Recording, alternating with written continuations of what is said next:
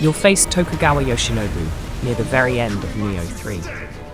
By this point in the game, the enemies should be as challenging as possible, but you've been playing this game for quite some time now. So it's interesting to see who will prevail, a formidable opponent or your own experience as a player.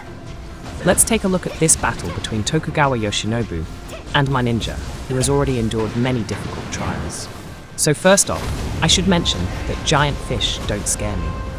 On the way to the boss, I've seen so much already that this boss sparks curiosity, but definitely not fear.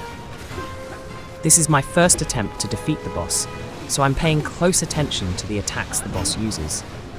That's why I won't start this video with a description of my build. In short, my stat distribution leans toward magic and skills. As in most of my fights against tough bosses, I don't plan on getting too close to the boss. All my attacks are carried out from a distance. I use ninja tools and magic. That's enough to defeat this opponent quickly and easily. From the very first seconds of the battle, it becomes clear that Tokugawa Yoshinobu is vulnerable to electric attacks. This is great news. My ninja tools consist of a fire shuriken, thundering calamity, and a standard kunai. The thundering calamity ability deals massive damage to the enemy, which makes me happy. So at the start of the battle, I switch to the magic tab, where I have electric shots, Magatsu Warrior, and the Demon of Obsession ability. Wind attacks aren't as effective, but I activate them periodically to deal additional damage. This is the first time in the entire game that I've used my ultimate ability and failed to deal any damage to the enemy. Maybe I didn't pick the best moment to use my ultimate ability, but as soon as I got really close to the boss, I immediately took a massive hit that completely wiped out my ultimate ability bar. So I realized, once again, that this boss needs to be defeated exclusively from a distance, where it's always safe and comfortable. Also, while keeping my distance, I first use up all my ninja tools and then switch to magic abilities. If a perfect dodge recharges my ninja tools, I use them immediately. You never know when a perfect dodge will work, so always keep the option to replenish your ninja tools.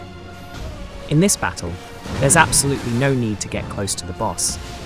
At this range, he frequently launches powerful attacks that are hard to dodge. At long range, you're almost always safe. Plus, your attacks deal a lot of damage, which is good news. Every time Thundering Calamity recharged, I had to move to medium range for the shot to hit the target. But it's worth it. Some hits with this skill deal up to 3,000 damage to the enemy. That's a great stat. In this battle, I didn't notice a significant difference between Tokugawa Yoshinobu's dark and light phases. The key to this is staying at long range, where most of the enemy's attacks can't reach you. And those minor lunges when the boss charges at you are easy to predict and dodge in time. I'm not even considering the moments when Tokugawa Yoshinobu fires long-range shots. They're very slow, and you don't even need to dodge them. You can just slowly step aside, and those shots won't hit you. Once I've exhausted all the magic from the first tab, I switch to the second tab. Here, I start by using the Demon of Envy ability, and while the debuff is active on the enemy, I manage to set the boss ablaze with a repeated fire attack. Now, for a while, my opponent will take additional fire damage, which speeds up the entire battle. In fact, I can already see that the boss has very little health left, and I still have plenty of magic shots. Of course, wind and water don't deal as much damage as electricity, but I don't see the point in rushing and putting myself in danger in close combat if this battle can be brought to a conclusion with magic shots, which is exactly what I'm trying to do, periodically dodging Tokugawa Yoshinobu's attacks. So, victory is mine, quickly and easily. The boss is defeated, and we move on. If you found this video helpful, please like it and subscribe to the channel. I also recommend checking out my other Nioh 3 videos, where I explain how to complete tricky quests and defeat all the bosses in the game. See you in the next video, and take care, my friend.